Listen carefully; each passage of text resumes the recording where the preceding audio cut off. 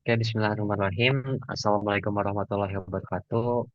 Pertama-tama perkenalkan, nama saya Randy Lian Renaldi dari kelas TEF 602 dengan NIM 11042230977 dan ada rekan saya. Perkenalkan saya Rehan Eka Wijayasbianto dengan NIM 11042201103 dari TF 4602. Di sini kami akan mempresentasikan hasil kerja kelompok kami untuk UTS Teknik Komputasi, yaitu adalah untuk CLO 1 dan CLO 2. Oke, untuk eh, pengerjaan tugas ini ada dua CLO. Awalnya kami memilih kadar CO2 dan pH udara sebagai data yang kami amati. Namun setelah berdiskusi, kami mengubah data yang kami pantau. Jadi di calo satu di sini kita memantau data penjualan teh poci. Nah, study case-nya itu kami ingin mengetahui jumlah pembeli teh poci di tiga gerai yang berbeda. Untuk tiga rasa yang kita pilih di sini ada rasa original, rasa susu, dan rasa cappuccino. Lalu jenis persamaannya yang akan diperoleh itu adalah SPL atau sistem persamaan linear. Karena data yang diperoleh itu tidak dalam bentuk kuadrat gitu. Lalu metode perhitungannya nanti kami akan menggunakan metode Gauss-Jordan. Lalu di sini adalah data yang kami peroleh saat melakukan survei ketiga gerai yang berbeda tersebut. Di sini kami sudah mencantumkan link foto harganya dari masing-masing gerai yang kami ambil langsung waktu waktu kami survei ke lokasi. Untuk lokasinya ada di link yang ada tertera di bagian sini juga. Lalu untuk bukti rekaman wawancara ada di bagian sini. Sayangnya untuk gerai kedua eh, yang berkaitan tidak berkenan untuk melakukan direkam selama proses wawancara berlangsung. Hanya bersedia untuk diwawancara saja. Nah, dari hasil survei tersebut, kami dapat memperoleh data sebagai berikut. Itu harga teh poci ori di tiga gerai tersebut itu sama. Itu adalah Rp5.000. Untuk harga susu ini berbeda. Harga di gerai satu dan harga di gerai ketiga itu sama di 8.000. Namun di gerai kedua itu harganya Rp10.000. Lalu ada harga mocha. Harga di sini harusnya cappuccino. Itu tuh lebih mahal daripada harga susu dan harga ori. Harga cappuccino di gerai pertama itu ada 11.000. Lalu di gerai kedua dan gerai ketiga itu ada di 10.000. Lalu kami juga melakukan wawancara mengenai total penghasilan kotor yang didapat per hari. Itu ada di sekitar 950.000 untuk gerai pertama dan gerai kedua. Lalu untuk gerai ketiga, hasil penghasilan kotornya itu dalam per hari itu ada di kisaran Rp900.000. Oke, setelah data tersebut didapat, di sini kita akan membuat persamaan linearnya dengan menggunakan tiga variabel. Tiga variabel tersebut itu adalah X1, X2, dan X3. Nah, X1, X2, X3 ini itu akan melambangkan atau merepresentasikan jumlah pembeli poci. Nah, X1 ini di sini tuh dia bakal ngepresentasiin jumlah pembeli poci rasa original. Kalau X2 tuh ngerepresentasiin jumlah pembeli poci rasa susu. Sedangkan yang X3 tuh merepresentasikan jumlah pembeli poci rasa cappuccino. Nah, di sini dari data tersebut kita membuat tiga persamaan linear. Yang pertama tuh ini yang paling atas, kedua yang di tengah, dan ketiga yang bagian paling bawah ini. Nah, setelah mendapatkan persamaan ini, kami ingin mengetahui kira-kira berapa sih jumlah pembeli dari masing-masing rasa original, rasa susu, sama rasa cappuccino ini. Jadi kami akan mencari nilai X1, X2, dan X3. Di sini caranya kami menggunakan metode Gauss-Jordan. Di sini sudah dibuat juga Excel-nya. Jadi kalau misalnya di sini diganti, ini jadi 6.000 misal. Nah, maka hasil ke bawahnya pun akan ikut berubah. Oke, kita kembalikan lagi ke 5.000. Nah, Untuk bagian sini, itu tuh disamakan dengan persamaan yang ada di bagian kotak abu ini. Nah, dari perhitungan Excel metode Gauss Jordan ini, kami mendapatkan X1, nilai X1, X2, dan X3. X1 di sini tuh nilainya adalah 40, X2 ada 25, dan X3 ada 50. Nah, apa artinya? Jadi, X1 di sini tuh kan merepresentasikan jumlah pembeli pupuk jelas original ya. Berarti di sini ada 40 orang yang membeli rasa poci original.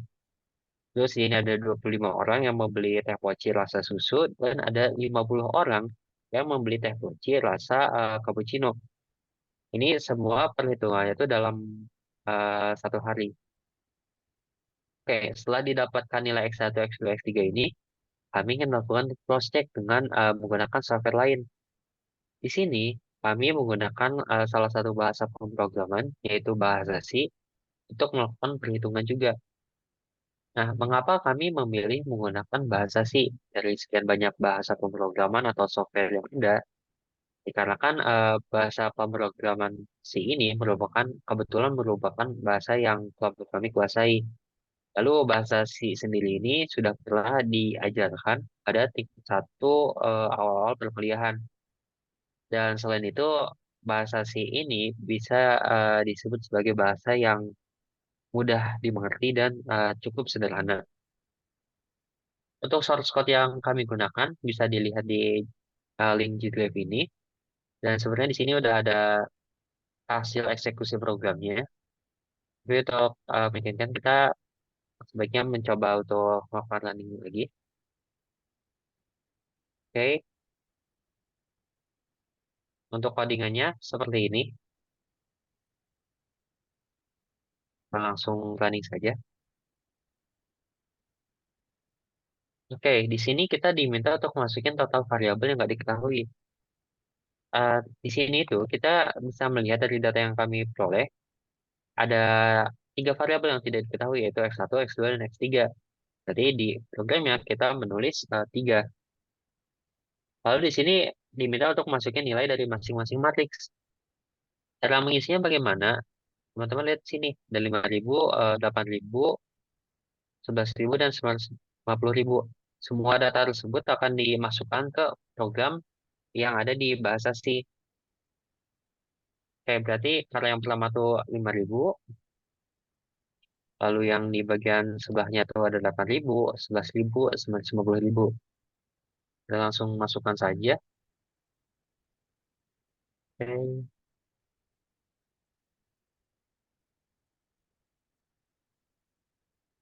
Nah, ini udah dimasukkan data untuk persamaan pertama, lalu diminta untuk masukkan data pada persamaan kedua.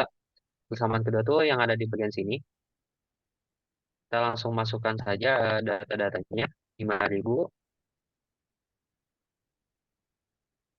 10.000, 10.000, dan 950.000.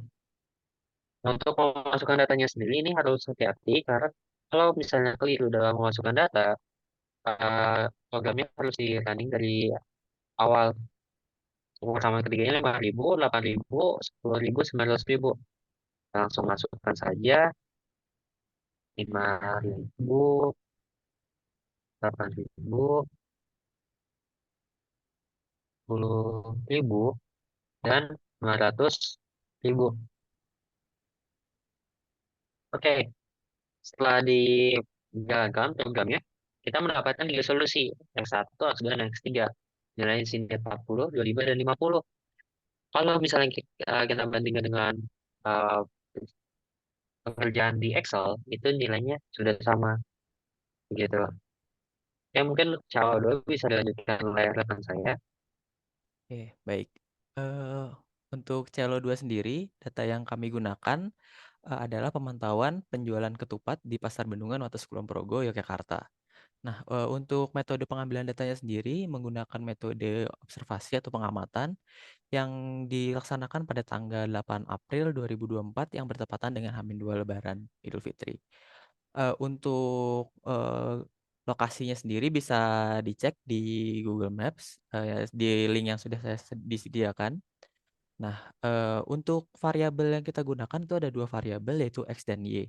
Di mana X itu merepresentasikan jumlah pembeli dan Y itu merepresentasikan jumlah ketupat yang dibeli. Oke. Untuk metode yang kita gunakan pada CLO2 sendiri merupakan persamaan regresi linear.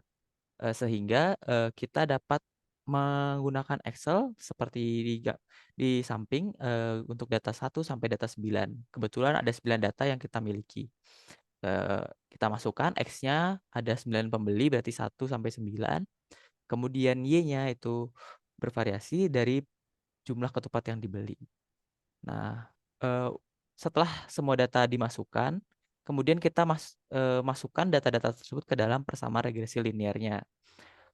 Yang pertama kita masukkan N-nya yaitu 9, kemudian X-nya total X-nya itu ada 45 dan kemudian total X kuadratnya itu ada 285.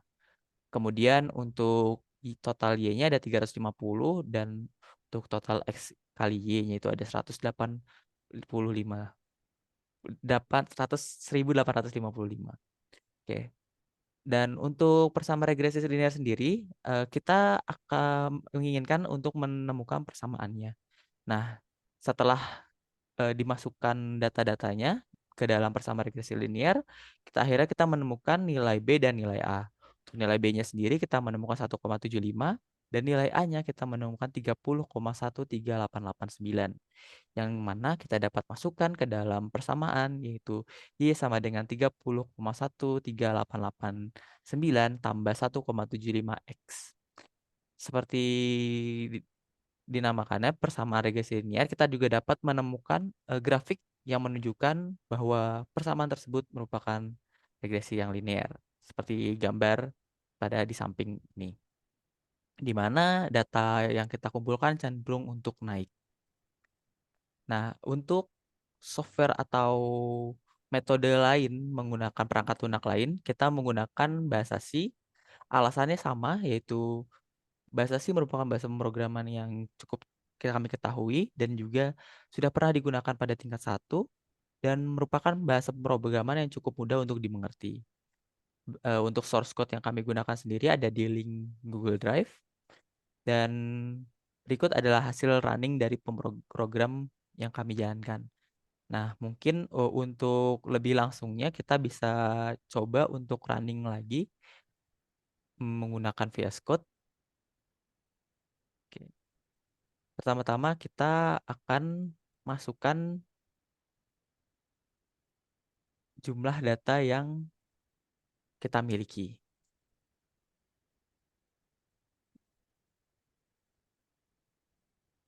Nah, dikarenakan kita memiliki 9 data, banyak data yang kita miliki adalah 9. Oke. Kemudian untuk nilai X-nya, X1 itu 1 dan Y1 itu ada 20. Oke. Kemudian X2 itu ada 2, Y2 itu ada 45. Nah, untuk X3 itu 3, Y3 itu ada 35, X4 itu 4, Y4 itu 50,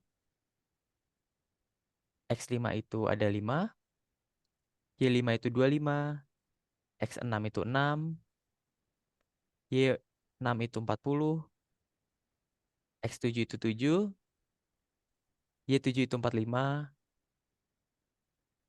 X8 itu 8, Y8 itu 50,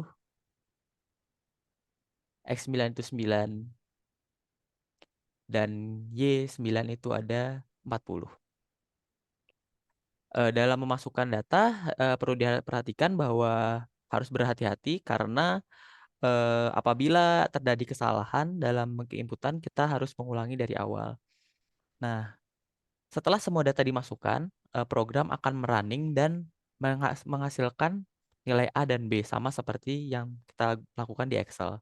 Untuk nilai A-nya sendiri adalah 30,14 yang dibulatkan dari 30,1138889.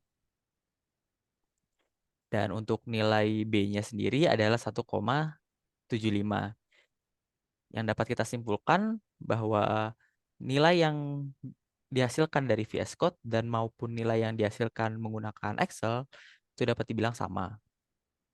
Eh, Mungkin cukup sekian untuk CLO 2 dan mungkin dari kelompok kami sudah cukup sekian.